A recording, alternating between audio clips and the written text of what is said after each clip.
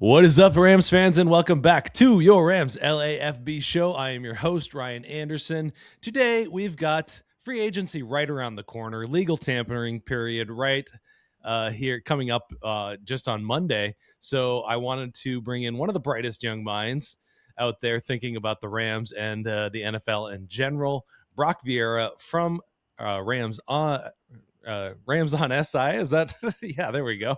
There we go. Got my head all mixed up on that one. But Brock, is there an off season for you beat writers, or is everything just always churning and crazy?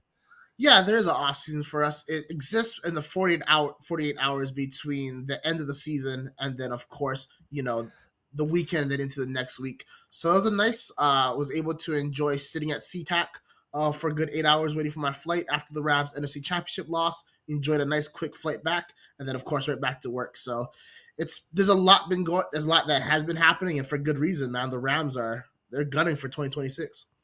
Yep, they are a Super Bowl contender for sure. We are brought to you by FanDuel Sports. So just what are the odds there? They're jumped into the top odds to win the Super Bowl per FanDuel Sportsbook. Go check out all the odds over there. We've also got World Baseball Classic happening. We've got F1 happening. So there's all sorts of fun new things to bet on over there at FanDuel Sports. Are you a baseball guy? You got a baseball team you follow? Yeah, I mean, unfortunately for me, I loved baseball growing up. It was my number one sport. And then over the years, I kind of fell out of it. But definitely being out here in Los Angeles, being able to take part in the success that the Dodgers have had has definitely rejuvenated my enjoyment for the game. And I look forward to watching all the great action coming up. Oh man, such a fun team to pay attention to. They're going for a three-peat. That's going to be a lot of fun. But we've got Rams news to talk about. So we did some shows about the big trade. Trent McDuffie, now a Los Angeles Ram, sending a load of draft picks over there to Kansas City. Obviously there's all sorts of reactions about this, about what it means. But since we're talking free agency today, Les needs talking about wanting to be aggressive in free agency so that they don't have to be desperate in the draft. So what does this particular very aggressive move mean for free agency and just kind of the offseason plan in general? What does it change? It doesn't change much, but it cements what we already expected. We knew that the Rams were going to have to address their cornerback room in some type of way. The only question was, were they going to use the draft, were they going to use the trade market, or were they going to use free agency to go out and acquire these players? The major question for me that I had entering this period was, would the Rams want to see a repeat of last year with some of the guys that they brought in? Guys like Kobe Durant, Kam Curl, Roger McCreary, who are all expected to be free agents this upcoming week. And my basis of they would was surrounded around the fact that they had Aubrey Pleasant as assistant head coach, pass game coordinator. So there's a lot of continuity there. Obviously, that's no longer the case, and you're seeing the Rams start to go in this new direction that I think is needed. To me, what this move signals is this. I do think that the Rams are going to go out and get certain pieces to come back to the team in order to keep continuity. But when you start looking at some of those more isolated positions, I think that they want a fresh, rejuvenated room that is going to be molded under Jimmy Lake's vision. McDuffie is that fresh, critical piece. Obviously, an All-Pro player in his own right, Super Bowl champion, so he's been there. He can set the standard. But when you are the Rams and you hear a guy like Jared Verse talk about how they didn't have answers in Seattle, how they thought Seattle was going to capitulate, and things of that nature, you have to ask yourself, what are we doing that allows that mindset to exist, especially when you're going into the home of your rival, a home that is a noted place to be being a fortress. Bringing a guy in like McDuffie solves that. Having that familiarity with Jimmy Lake dating back to the University of Washington solves that. And then you also look at McDuffie being a former teammate of Puka Nacua. I think that they're going to try and add complementary pieces like that where there is a little bit of a connection already, but there isn't that, they weren't on the Rams in the previous years or anything like that. Or just have a connection to the West Coast or Los Angeles area as McDuffie has as well. There seems to be, when you bring in guys like that, Devontae Adams being another example, it's an immediate culture fit. And when you're already dealing with a team with championship aspirations, you don't want to go out and add a piece that could potentially ruin the chemistry that you have working so far. To wrap up this long-winded explanation, what I think that this is going to mean for the Rams moving forward is this. I think they're going to add supplemental pieces, veteran free agents, as depth pieces and guys that can kind of patch up some spots. Then, considering they have the 13th overall pick, I think they're going to use that selection in order to solidify a player that is going to help them transition not only to win this year, but also that transition into what life will look like after Matthew Stafford retires. Yeah, I mean, you touch on a really good question there. The quarterback question is the biggest one in terms of the future of this franchise. Obviously, that's true across the board for everybody out there. But Jimmy Garoppolo is a free agent. It looks like there's a lot of interest out there. There's plenty of QB needy teams out there. I mean, how do the Rams kind of address that future need in this offseason, if at all? Obviously, they're going to need somebody behind Matthew Stafford. They've always liked having Jimmy Garoppolo back there because he's a guy that's been in the league for a long time, proven that he can win games within an offense like this. What do you think is their tack here to address the backup position, or potentially are they going to use one of those 7 picks, those now more precious 7 picks, on a flyer in the 3rd, 4th round? I was thinking 29, premier spot if Ty Simpson was hanging around there, but yeah, it's obviously off the table now. What are your thoughts? We don't know exactly what the Rams are going to do yet. They don't even know what they're going to do yet. There's so much that has to go into the evaluation process. But from what we understand so far and what we have learned from Les Snead is they want to make the most out of Matthew Stafford's final years. So there's not a rush to go and get a guy like Ty Simpson or even a developmental quarterback this year because they got some time to figure it out. And even if they have to adjust after this season if Stafford retires, there was a belief going on around the league.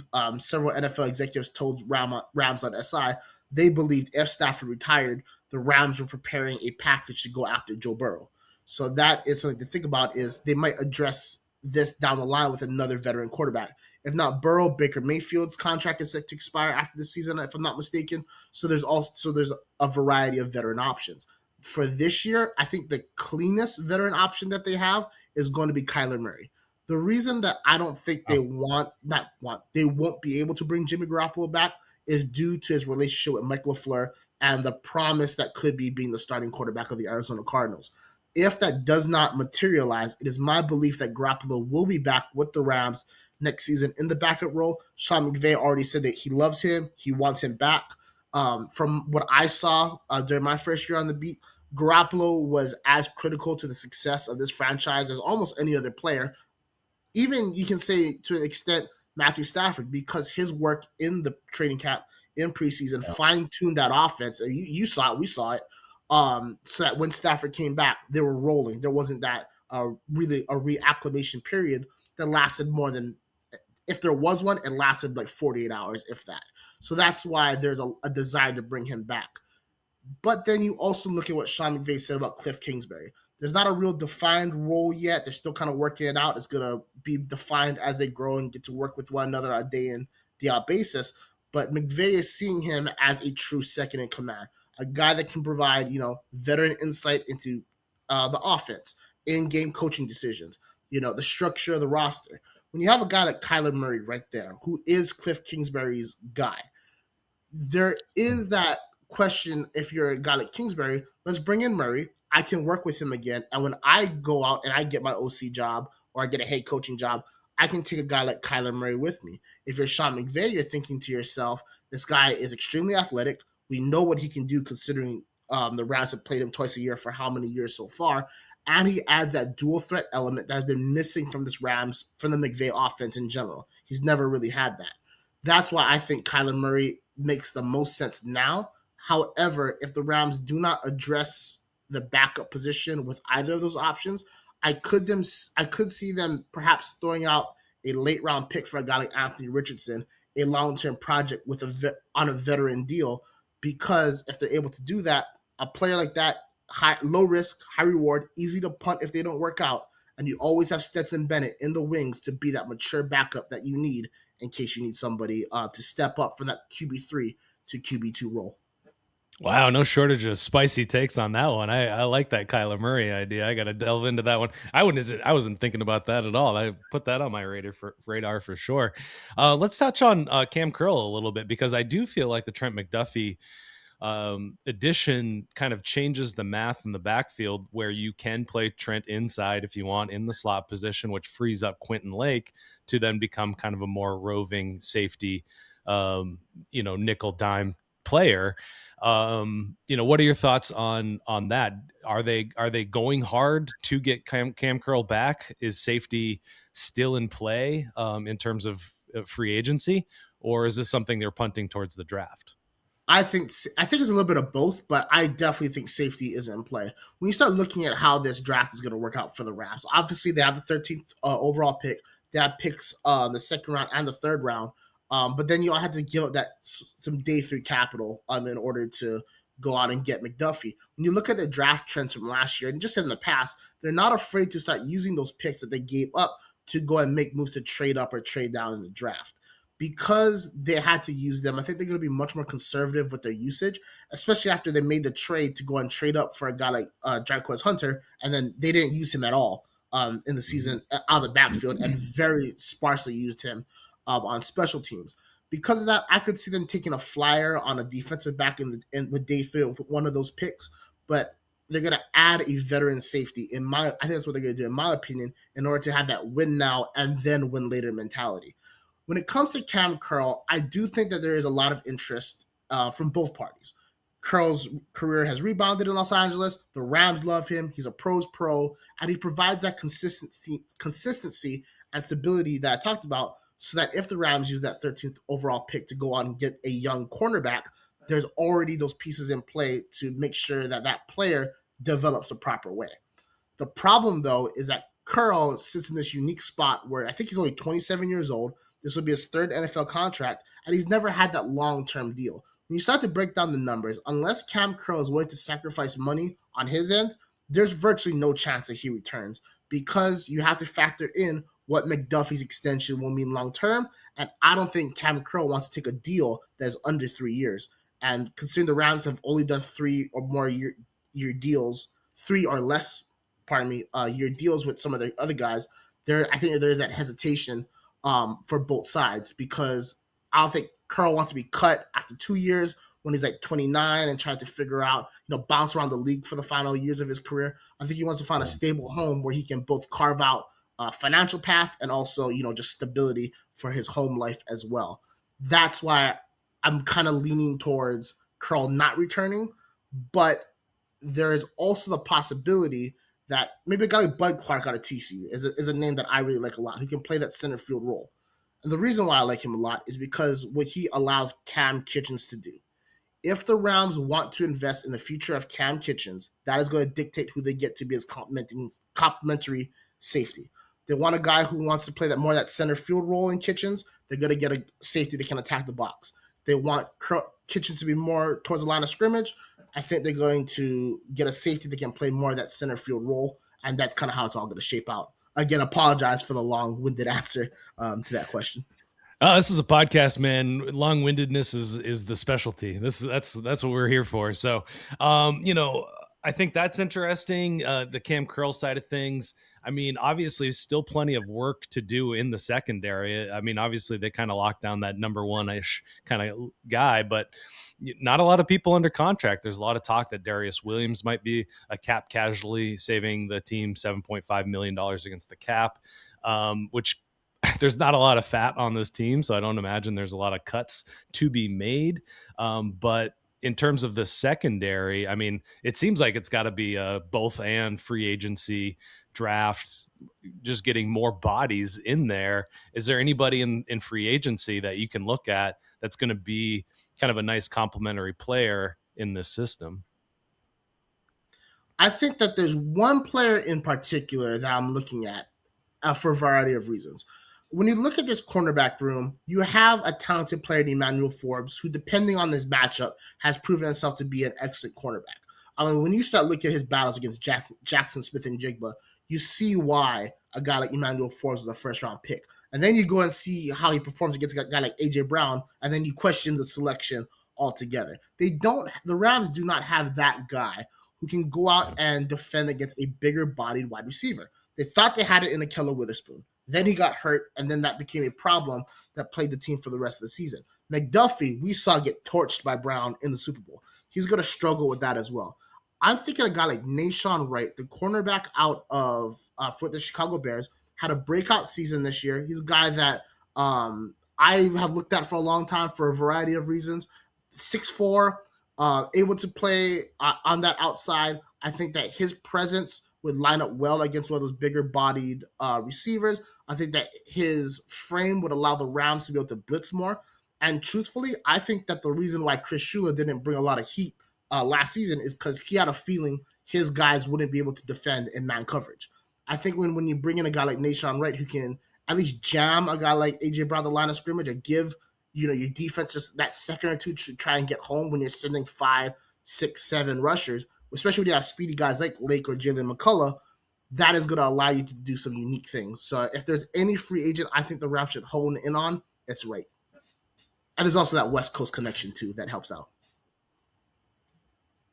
Yeah, I mean he's definitely being rated high, and he's got a ton of size, 6'4", 199 pounds, according to the Athletic. 5 interceptions, plenty to like there for sure. Another defensive position of need, I think, is along the defensive line. Interestingly enough, I think their lack of depth really hurt them as the season and the attrition kind of caught up with them.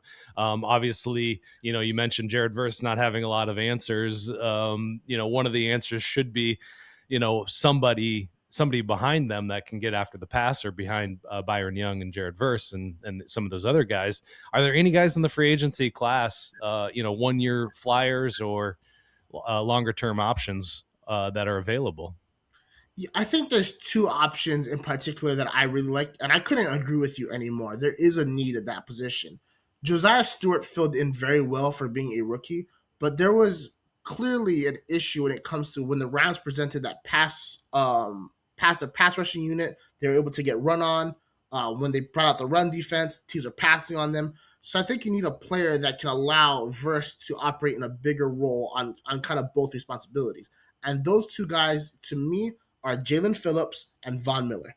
Von Miller, obviously an older player, won a Super Bowl with the Rams before, so there's a lot of familiarity there. Plus, he's at the point of his career where money's not a big factor for him. Obviously, you're getting a reduced product. You're also making up for it with a veteran mindset who's going to be in that room every day, won 2 Super Bowls, ultimate competitor, and just an ultimate force of nature. And I don't care how old Von Miller is. Having him come at you at full speed is not a nice thing to deal with. Jalen Phillips is another guy. I wrote extensively about this. I was pounding the table. I want to see Jalen Phillips back in Los Angeles. He started out his career at UCLA. That's where that comes from. The reason why is because he's a younger, promising player who has had injuries derail him when he was really hitting his peak in Miami, and then you started to see him finally start to pick himself up after last season. I think this is a player that's going to need that 1-year rebound. So there's some flexibility when it comes to that contract. He's going to come into a system where he can be a pure pass rusher, and just based off his speed and ability on the edge, I think that he could unlock a lot of things for guys like Braden Fisk and even Verse if they line up on the inside, or even Byron Young when he operates in that Michael Hoyt role. When you have a guy that can bend the corner, take off that fast, and just cause havoc and not have to have him in the game consistently, utilizing him in certain situations, that's a fresh player coming at you over and over and over again in the prime of their career. And when you have that guy, it sets up everything else for everybody else. Yeah, I love that answer. Better than, some of the old guys out there for sure, Khalil Mack and your Joey Bosa and things like that. But yeah, this team is going to have to start thinking about paying the defense at some point, and it just got more expensive with McDuffie, of course. If they add, a free agent, the Nashawn Wright, it's getting more expensive. Then you have those expiring rookie deals as well, all coming at you kind of at the same time. So having a short-term deal like that is just ideal for a guy like Phillips, I think. Just a couple last ones to touch on here. Wide receiver two, a long-term wide receiver two. I mean, I'm starting to think more and more Mekhi Lemon is going to be the guy at 13 if he's still available. Looking at the free agency class, I like Alec Pierce, but he's gonna take home a boatload of money. And talking about expiring rookie contracts, Puka Nacua is probably going to reset the wide receiver market this season. So, I mean, are we punting to the draft on this one? Yeah, I think you have to at this point when it comes to a long term option because, as you mentioned, the way the finances work out, it just wouldn't make sense for the Rams to make a long term investment at the receiver position this season. Not only do you have Puka Nacua's extension coming up, which will reset the market, especially if it comes after Jackson Smith and Jigba's extension. You also have a $28 million cap hit for Devontae Adams this year, and there have been no talks yet in terms of an extension. Even if he does get extended now and you're able to move that money down the line, at some point that bill is going to come due. So you're not able to go out and get a guy like Alex Pierce. I do think that there's a possibility to go out and get a guy like Mike Evans, one of those veteran players, maybe a 2-year deal to try and round out his career. He wants to go ring chasing. So I think there's a possibility there. But the draft is where you're going to find that long term option just based on how the money will work out. You have 4 years plus that 5th-year option. So we're talking about 6 years from this point in which they would have to hit that. The Rams have to pay out an extension. That means Adams is off the books, Matthew Stafford is off the books, and a bunch of those bigger paid guys, plus whatever void years they might have, would also be off the books by that point too. Lemon is a great option.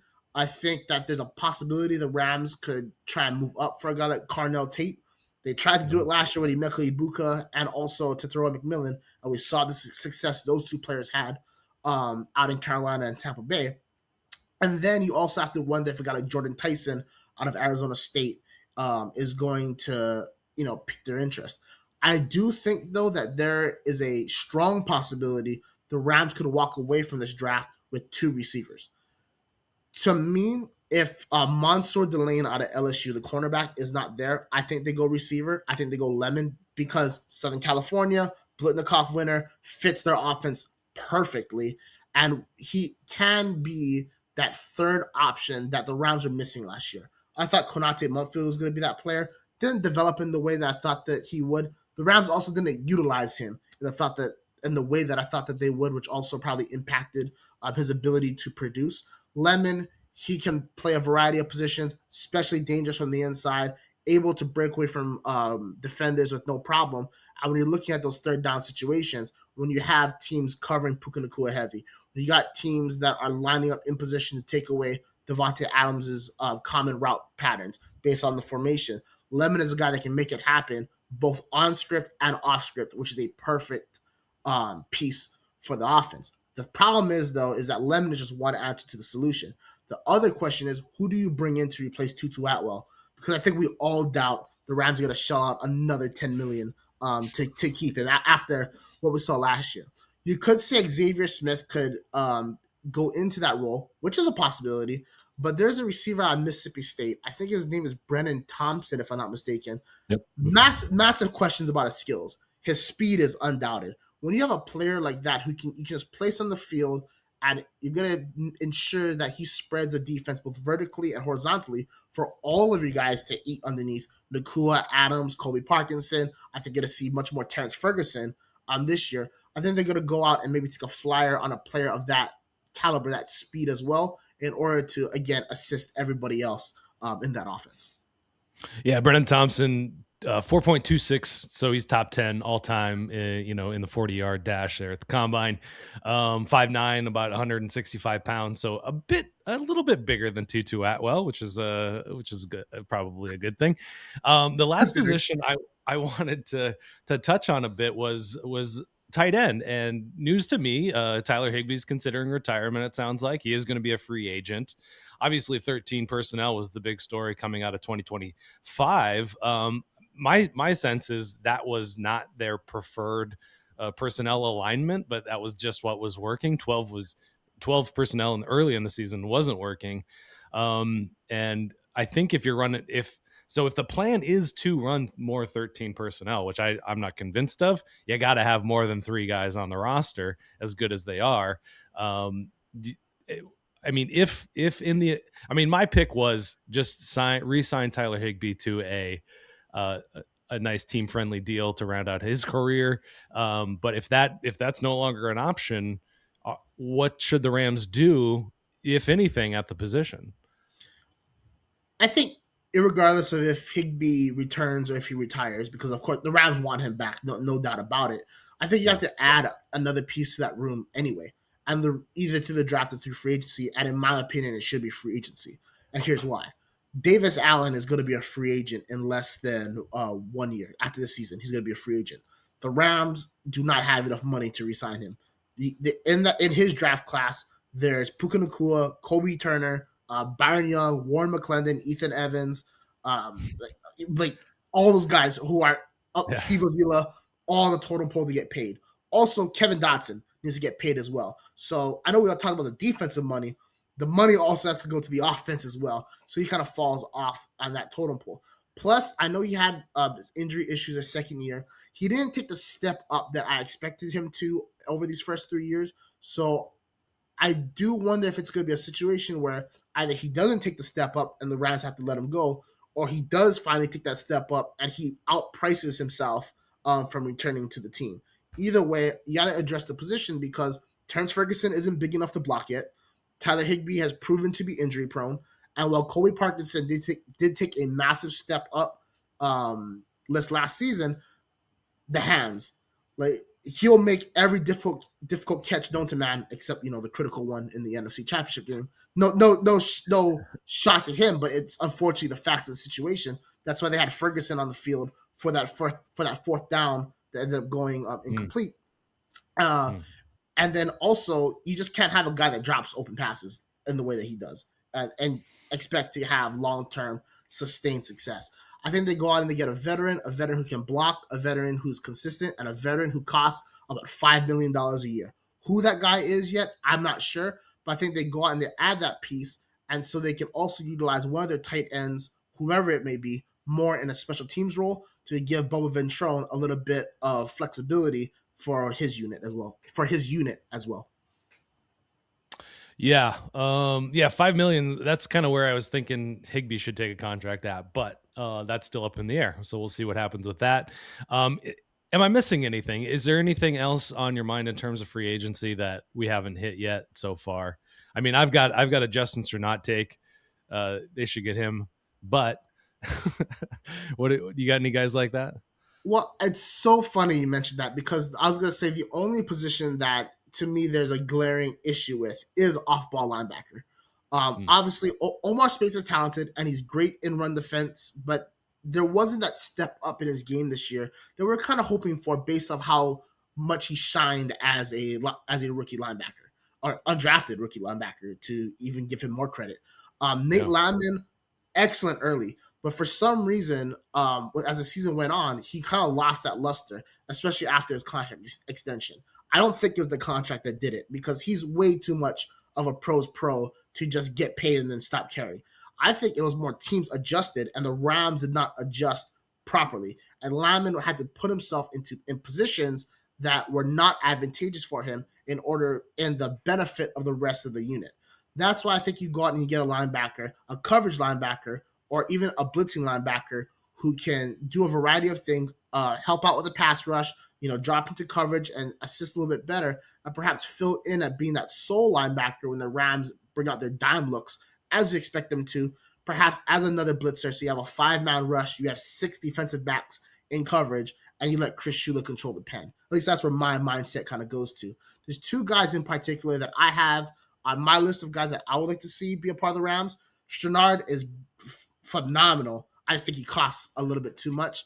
I think Bobby Wagner could be an option because he was graded as a top 5 blitzer. So if you just have him pass rushing, you essentially either going to force a team to have one-on-one matchups across the board if you run 5-man protection. If you run 6-man protection, you look at the math. Now you have 4 eligible receivers against 6 defensive backs. So that's also another advantageous scenario for the Rams. And then if they decide to go 7 in protection, then you can increase your numbers in pass rush, or you can go 6-on-3, or however you want to frame it. Either way, the pen is yours. Bobby Wagner does that, and then Nakobe Dean from the Philadelphia Eagles provides that as well. Dean, I think he needs a year to prove himself, to prove that he isn't an injury-prone player anymore, even though I'm pretty sure he's going to be an injury-prone player for the rest of his life just because of his frame. But his ability to blitz and his speed is remarkable. And when I think about how Christian likes to stack the line of scrimmage with defenders, dropping guys, sending guys, and mix it up with these pre-snap looks compared to the post-snap actions, a guy like Dean is that perfect tweener to be able to fit between being a defensive back and a linebacker that can blend in and do a variety of things that gives quarterbacks issues, especially in the mental side of the game, and then eventually on the physical side when he's putting you on your backside. Love that. I also have the take that if Sonny Styles is available at 13, it's just going to solve so many problems. Yeah, I mean, I try not to buy into combine hype because I have been in mock drafts and all this other stuff. I've been burned in the past. But when you look at Sonny Styles' film and then you saw the show that he put on in Indianapolis, first of all the Ohio State guys, but him in particular, you just have to start salivating at some of the concepts the Rams can draw up. And you also have to wonder, could he be that guy to take the Michael Hoyt role, to the next level, being that half coverage, half pass rusher, half I just do it all kind of player. It would be very intriguing. And from a cultural fit, he's perfect. And Michael Hunter, Rams assistant, he worked with him at Ohio State last year. So familiarity all across the board. That's right. Absolutely. Yeah, I had something else to say on that, but I forgot what I was going to say. So we'll just wrap it up on that note. Go check out Brock Vieira's stuff over at Rams on SI and check out his X. He is at Brock Vieira. That's right. Yes, sir. With 2 R's.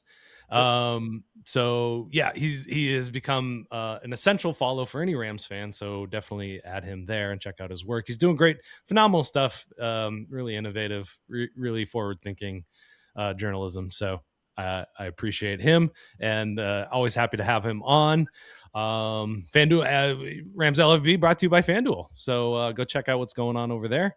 As always, thank you guys for tuning in. That's all we've got. Until next time, we'll see you soon.